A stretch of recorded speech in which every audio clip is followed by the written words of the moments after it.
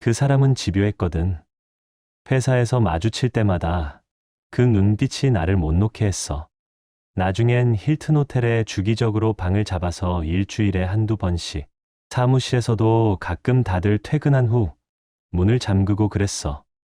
나는 그날 밤 아내의 입에서 직접 그 말을 들었다. 심장이 멎는 듯한 순간이었다. 그녀가 다른 남자와, 그것도 반복적으로 그렇게까지 깊은 관계를 이어왔다는 걸 나는 아무런 방어 없이 마주해야 했다. 결혼 7년 차, 두 딸을 함께 키우며 쌓아온 가정의 무게보다 그녀가 선택한 충동이 더 강했다. 나를 사랑한다고 말하면서 다른 사람과의 관계는 끊을 수 없었다는 그녀의 말 속엔 어떤 양심의 흔들림조차 느껴지지 않았다. 이 이야기는 단순한 외도 이야기가 아니다. 한 남자의 무너짐, 그리고 그 속에서 다시 일어선 복수와 회복의 기록이다. 나는 아무것도 모르는 척 그녀와의 대화를 이어갔다. 그리고 점점 그녀의 입에서 진실을 끌어냈다. 어떤 남편이 자신을 모른 채 자신에게 불륜 고백을 듣는 상황을 상상할 수 있을까? 나는 그 기이하고 끔찍한 게임을 시작했다. 익명으로 그녀에게 접근했고, 그녀는 나를 모른 채 내게 모든 걸 털어놓았다. 그날 이후 나는 결심했다. 감정이 아닌 냉정함으로 무장해. 그녀를 천천히 무너뜨릴 거라고. 단 내가 무너진 만큼, 아니 그 이상으로. 그리고 바로 그 시작점이 토요일 오후 조용한 거실 한켠이었다. 지금부터 그 이야기를 들려주려 한다. 결말은 여러분의 예상을 완전히 뒤엎을지도 모릅니다. 여러분의 생각은 어떠셨나요? 댓글로 꼭 남겨주세요. 구독과 좋아요도 잊지 마시고 방탐정의 이중 파일과 함께 더 놀랍고 흥미로운 이야기 속으로 떠나봐요. 토요일 오후 나는 거실 구석 불을 어둡게 낮춘 스탠드 아래 앉아 있었다. 소리는 꺼진 채 무성으로 흐르는 다큐멘터리 화면이 벽에 투사되고 있었지만 내 눈은, 귀는, 의식은 이미 오래전부터 그 장면들을 받아들이지 못하고 있었다. 시간은 흘렀지만 내 안은 멈춰 있었다.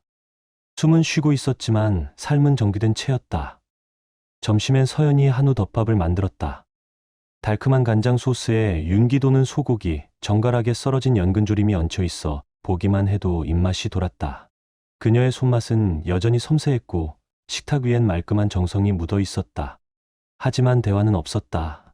그녀는 식사를 마치고 조용히 일어나 싱크대 앞에 섰다. 설거지를 하는 그녀의 뒷모습을 나는 묵묵히 바라보았다. 익숙한 풍경인데도 이상하리만치 낯설었다. 그 작은 어깨, 묶은 머리 뒤로 떨어지는 몇 가닥의 잔머리, 세제를 짜는 손짓조차. 예전엔 그저 평범했던 일상이 오늘은 너무 멀게만 느껴졌다. 나는 그녀를 다시 바라보았다. 서연은 처음부터 특별한 사람이었다. 화려한 미모보다는 묘하게 사람을 끄는 분위기가 있었다. 크고 깊은 갈색 눈동자, 흐르듯 부드럽게 떨어지는 턱선. 말하지 않아도 계산된 듯한 손짓과 걸음걸이. 조용한 사람인데 한 번 본 사람은 쉽게 잊지 못할 사람. 결혼 7년 차. 예진이와 할인이 사랑스러운 두 딸을 함께 키웠다. 나는 은행 개발팀에서, 서연은 강남의 법무법인에서 사무장으로 일하며 아이들은 장모님 댁에서 봐주셨다. 퇴근 후엔 각자 교대로 아이들을 데려오는 평범한 맞벌이 부부였다. 할인이를 낳고 난 뒤 우리는 합의하에 더는 아이를 갖지 않기로 했다. 그래서 나는 정관 수술을 받았다. 둘이면 충분하다고 우리는 그렇게 말하며 웃었다. 그러나 오늘 오후 그 어떤 유쾌한 기억도 마음을 지탱해주지 못했다.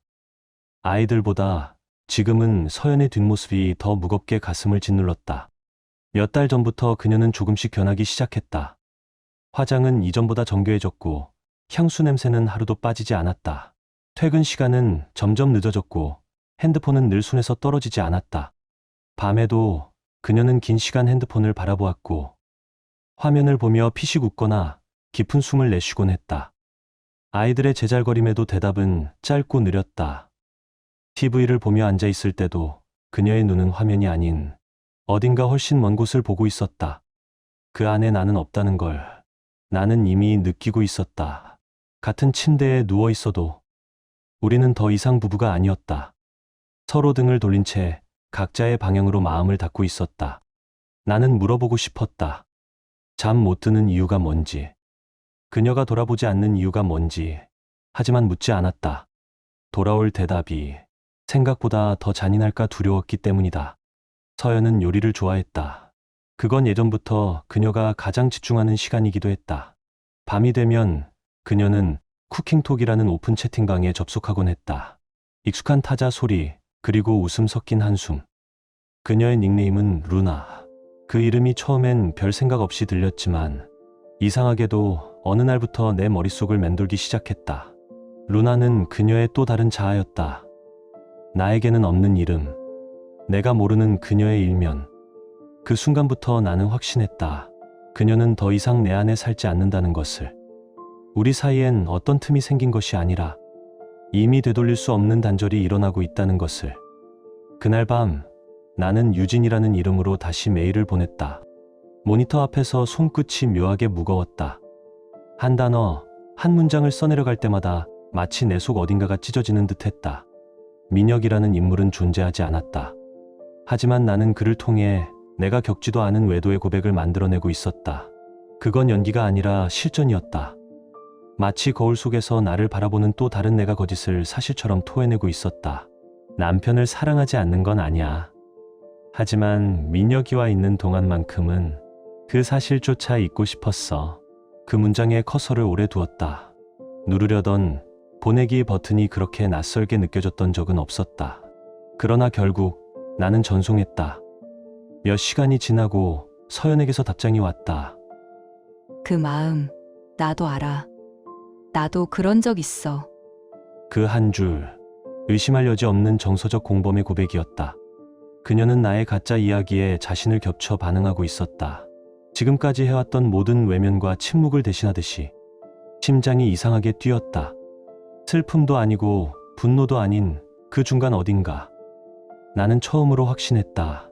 그녀는 지금 내 옆에 있으면서도 다른 남자와의 관계에 감정적으로 연루되어 있다. 며칠이 지나고 대화는 이전보다 더 잦아졌고 더 깊어졌다. 나는 조심스럽게 그러나 의도적으로 질문의 강도를 높였다. 그 사람과 있을 때 어땠어? 어떤 감정이 들었는지 솔직하게 말해줘. 잠시 후 서연은 답했다. 그 사람과 있을 땐 내가 좀 더 나은 사람 같았어. 뭔가 세상에 다시 살아있는 느낌이었어. 그녀는 이어서 말했다. 지훈이는 좋은 사람이야. 성실하고 다정하고 책임감도 있고. 하지만 나를 바라봐 주진 않았어. 아니, 내가 점점 누군가의 아내, 아이 엄마가 되면서 서연이라는 사람 자체로는 봐주지 않았다는 느낌이 들었어. 나는 모니터를 바라보며 가만히 손을 내렸다. 나는 정말 그랬을까? 그녀는 내게 남편 이야기를 아무렇지 않게 털어놓고 있었다. 이름도 정확히 말했다. 지훈이요. 은행 개발팀에서 일해요.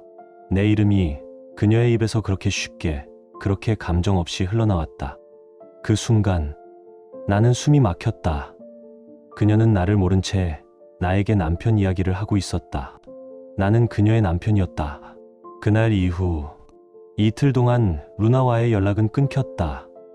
서연은 아무 일도 없었다는 듯 평소처럼 행동했고 나는 무너지는 마음을 감추며 아이들에게 집중했다. 하지만 셋째 날 그녀에게 다시 메일이 도착했다. 유진아, 복직이 다가오는데 자꾸 심장이 조여와. 이유 없이 불안해. 기회였다. 나는 더 깊은 가면을 쓰기로 했다. 사실 말해도 될지 모르겠지만 유진이라는 이름으로는 내가 제일 가까운 친구야.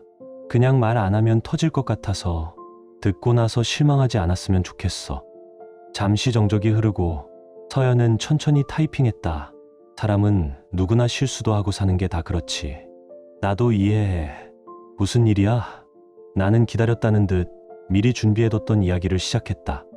민혁이라는 인물과의 만남, 매주 금요일 저녁마다 이어진 관계. 하지만 여전히 남편을 사랑하고 있다는 복잡한 감정까지 덧붙였다. 그녀는 질문도 비난도 하지 않았다. 그저 모든 문장을 흡수하듯 받아들였다. 그 모습이 오히려 섬뜩하게 느껴졌다. 나는 마지막으로 한 문장을 더 보탰다. 사실 나도 헷갈려. 남편이 알면 무너질 것 같은데 이미 모든 게 엉켜버렸어. 그 순간 모니터 위 문장이 멈췄다. 나는 조용히 화면을 바라보며 생각했다. 이제 곧 그녀는 입을 열게 될 것이다. 그리고 그 안에 숨어있는 진짜 서연을 나는 마주하게 될 것이다. 잠시 후 화면에 한 줄이 떴다. 그 말 누구에게도 하면 안 돼. 진심으로 말이야. 그녀는 내 말에 공감하고 있었다. 아니, 어쩌면 자신을 투영하고 있었던 걸지도 모른다. 그날 밤 부엌엔 그녀 혼자였다. TV는 켜져 있었지만 화면은 그녀의 시선을 끌지 못했다. 비어있는 눈빛과 가벼운 손놀림, 알 수 없는 감정의 그림자들이 그녀 얼굴에 스며들어 있었다. 나는 조용히 다가가 그녀 옆에 앉았다. 그리고 아주 오랜만에 그녀의 손을 잡았다. 그녀는 내 손을 가만히 바라보다가 눈가가 붉게 물든 채 속삭였다. 자러 가자. 우리는 침대에서 서로를 안았다. 긴 시간 감춰져 있던 감정들이 얇게 터져 나왔다. 하지만 그 속엔 여전히 말하지 못한 것들이 가득했다. 다음 날 출근한 나는 컴퓨터 앞에 앉자마자 그녀에게 다시 메일을 보냈다. 주말에 그 남자한테 다시 연락이 왔어. 오랜만이었고 아직 나를 잊지 않은 것 같았어. 나는 또 하나의 미끼를 던졌다. 이제 그녀의 진짜 이야기를 듣기 위한 준비는 끝났고 남은 건 그녀가 그 무거운 침묵을 깨는 일이었다. 그날 밤 아이들을 재우고 나서 나는 작업실로 내려갔다. 컴퓨터를 켜자 가슴 깊은 곳에서 묘한 떨림이 올라왔다. 오늘은 뭔가 더 깊은 이야기가 오갈 것 같은 예감이 들었다. 오늘은 왠지 유난히 반가워요. 좋은 소식이 있어서요. 그렇게 시작한 말에 그녀는 웃음이 묻어나는 어조로 답했다. 유진 씨 표정이 눈에 그려질 정도네요. 민혁 씨 때문이죠? 나는 계획대로 민혁 이야기를 꺼냈다. 맞아요. 민혁이도 드디어 다시 연락이 왔어요. 3개월 만에 안부를 나누니까 아직 내게 마음이 남아있는 것 같았어요. 솔직히 조금 설렜어요. 그녀는 조용히 반문했다. 근데 유진 씨, 정말 그 사람이 당신을 생각했다면 왜 그동안 아무 연락도 안 했을까요? 나는 이미 준비해둔 대답을 꺼냈다. 남편이 뭔가 눈치챈 것 같았거든요. 집 전화도 감시당하는 것 같고 휴대폰 청구서도 뒤져보는 눈치였어요. 잠시 침묵이 이어졌고 곧 이어 또 하나의 질문이 날아왔다. 그럼 예전처럼 모텔에서 몰래 만나면 됐잖아요? 나는 한숨 섞인 말투로 답했다. 그땐 내가 임신 중이었어요. 몸도 마음도 준비되지 않았고 그 사람도 그런 날 원하지 않았을 거라고 생각했어요. 그날의 대화는 30분이 넘게 이어졌다. 하지만 나는 그 대화 속에서 미묘한 온도차를 느낄 수 있었다. 그녀는 내 고백의 감정을 이입하거나 휘둘리지 않았다. 민혁에 대한 호기심도 위로도 없었다. 그녀는 그저 읽고 있었고 받아들이고 있었다. 하지만 그 말들 뒤에는 어떤 결심이 숨어 있는 듯한 조용한 정적이 감돌았다. 그리고 그 정적은 수요일 밤에 깨어졌다. 그날 밤 그녀는 처음으로 자신의 이야기를 꺼냈다. 1시간 가까이 이어진 고백. 그리고 그 끝엔 내가 듣고 싶지 않았던 진실이 기다리고 있었다. 나 사실은 누군가와 관계가 있어. 그녀의 문장은 망설임 없이 이어졌다. 회사에 있는 변호사야. 이름은 정우서. 나보다 나이도 많고 결혼도 했고 아이도 있어. 정우서. 그 이름은 나에게도 익숙했다. 서연의 입에서 몇 번 스쳐 지나간 적이 있었지만 언젠가부터 아예 사라져 버린 이름이었다. 그들의 시작은 1년 전 부산에서 열린 워크숍이었다고 했다. 그녀는 그때 여자 동료와 함께 간다고 했지만 실제로는 회식이 끝난 뒤 호텔 라운지에서 그와 단둘이 술을 마셨고 그날 밤 그의 방으로 들어갔다. 그리고 그 다음 날 밤도 같은 방, 같은 사람, 같은 침대였다. 나는 모니터 앞에서 손끝이 떨려오는 걸 느꼈다. 심장이 아프다기보다 마치 무언가 안쪽에서 찢어지는 듯한 감각. 계속 만났어? 나는 묻지 않을 수 없었다. 그녀는 숨기지 않았다. 부산에서 돌아온 후엔 괴로웠어. 몇 주는 피했어. 이러면 안 된다고 다짐도 했고 하지만 결국 다시 연락하게 됐어. 그 사람은 집요했거든. 회사에서 마주칠 때마다 그 눈빛이 나를 놓아주질 않았어. 처음엔 퇴근 후 사무실에서 몰래 만났고 그 후엔 힐튼 호텔에 주기적으로 방을 잡아서 일주일에 한두 번씩. 거기서 끝이 아니었다. 사무실에서도 다들 퇴근한 뒤 문을 잠그고 그런 적도 있었어. 숨이 막혔다. 가슴은 무겁게 내려앉았고 내 안에 모든 생각이 엉겨 붙어버렸다. 이건 단순한 외도가 아니었다. 그저 잠깐의 유혹도 아니었다. 그건 계획되고 반복되고 습관처럼 이어져 온 대신이었다. 나는 그저 모니터 속 텍스트를 바라보며 묻지 않았다. 아무 말도 하지 않은 채 그녀의 다음 고백을 기다리고 있었다. 그리고 더 냉정한 생각이 나를 채웠다. 복수, 사랑과 기대, 상처와 모욕이 교차하던 감정은 어느새 계산과 전략으로 대체되고 있었다. 나는 물었다. 정우서, 그 사람을 사랑해? 서연은 아무런 주저함 없이 대답했다. 아니야, 사랑은 아니야. 지훈이를 훨씬 더 사랑해. 하지만 그 사람과의 관계는 끊을 수가 없어. 마치 중독 같아. 몸이 먼저 반응해. 그녀는 담담하게 말했다. 마치 부끄러움조차 다 잊은 사람처럼. 그 말은 내 심장을 한 번 더 짓밟았다. 그녀는 일주일에 3번, 많을 때는 4번까지 그와 만났다고 했다. 그 시간 동안 나는 늘 피곤해라는 핑계 뒤에 밀려 있었고 그는 보고 싶다는 말만으로 그녀의 몸과 시간을 가져갔다. 나는 생각했다. 그녀가 나를 떠날 준비를 하고 있는 게 아닐까? 이 결혼을 정리하고 정우석에게 가려는 걸까? 그러나 그도 유부남이다. 그의 가정, 아이, 사회적 위치까지 고려하면 그녀를 온전히 받아줄 가능성은 희박했다. 그런데도 그녀는 마치 최면이라도 걸린 듯 그 남자를 향한 집착과 본능에 휘둘리고 있었다. 나는 그제야 확신했다. 이 결혼은 이미 끝났다. 서류만 남았을 뿐 우리는 오래전부터 부부가 아니었다. 이제 내 목표는 단 하나였다. 그녀에게 내가 받은 고통을 고스란히 되돌려주는 것. 그날 밤 나는 아기의 울음소리를 핑계로 대화를 끊었다. 아기가 울어서 가봐야 할 것 같아. 며칠 안에 다시 얘기하자. 그 말은 그녀에겐 일상처럼 들렸을지 몰라도 내겐 복수의 서막이었다. 그녀가 더 이상 내 여자가 아니라는 사실, 그리고 다른 남자와의 관계에서 쾌락과 중독을 느끼고 있다는 말을 내 입이 아닌 그녀의 입을 통해 직접 들었다는 사실. 그건 단순한 불륜이 아니었다. 존재 자체를 부정당한 모멸감이었다. 나는 결심했다. 아이들을 그녀에게서 완전히 떼어놓겠다고. 이혼 소송은 물론 단독 양육권 확보와 거주지 이전까지 고려했다. 그녀가 아이들을 보려면 최소한 법원 허가나 교섭 조율이 필요한 상황을 만들 것이다. 그리고 정우석의 아내에게도 진실을 알릴 계획이었다. 그들이 누렸던 비밀과 스릴이 어떻게 타인의 삶을 무너뜨렸는지 똑똑히 알게 만들 것이다. 법무법인 역시 책임을 피할 수 없었다.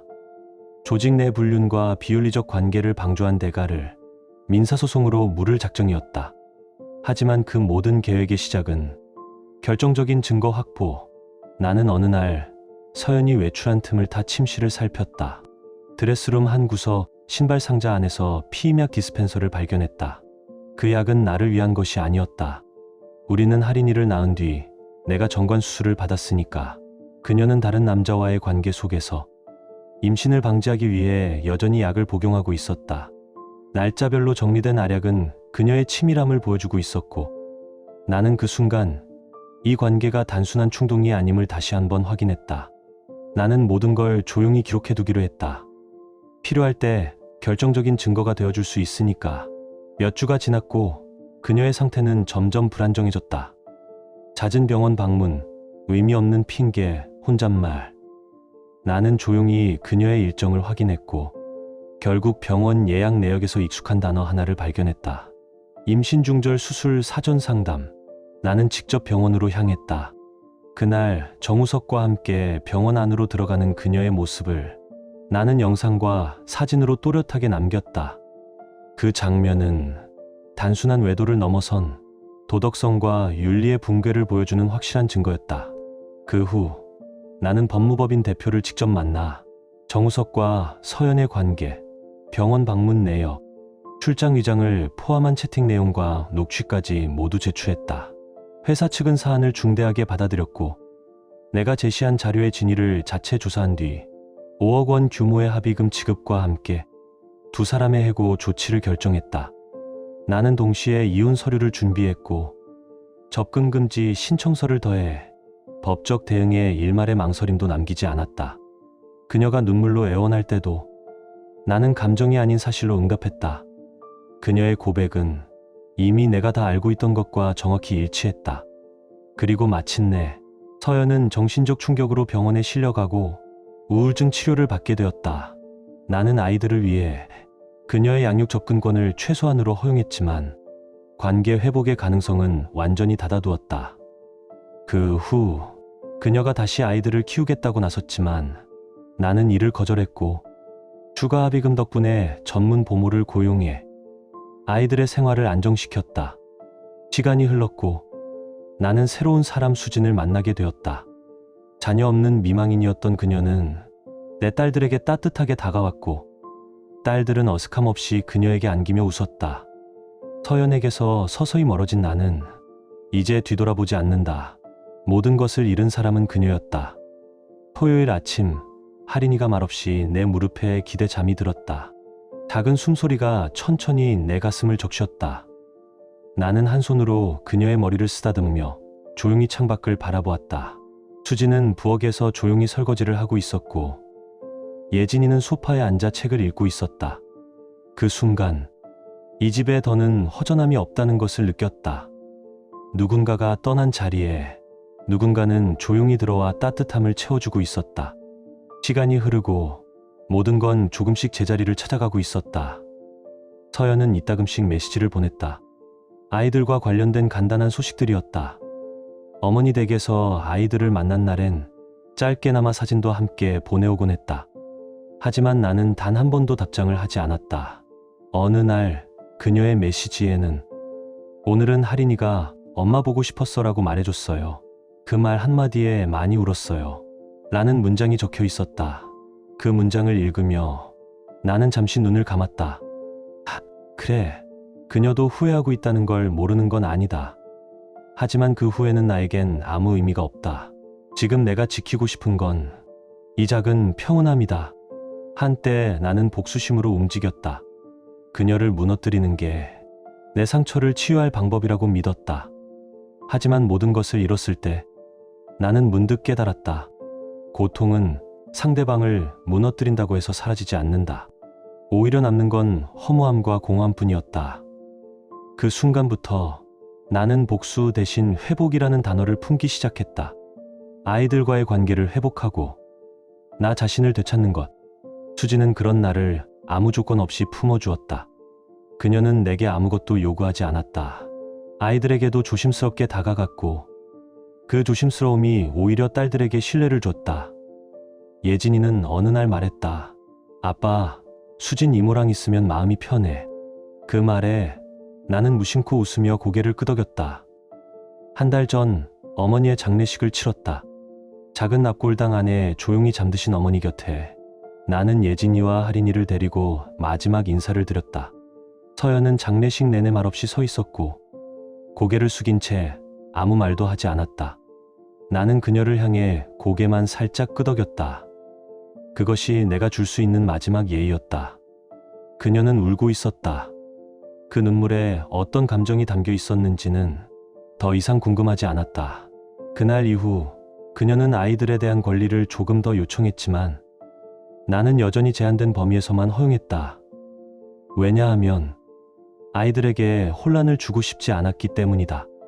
여름이 끝나갈 무렵 나는 수진과의 관계를 가족에게 알리기로 결심했다.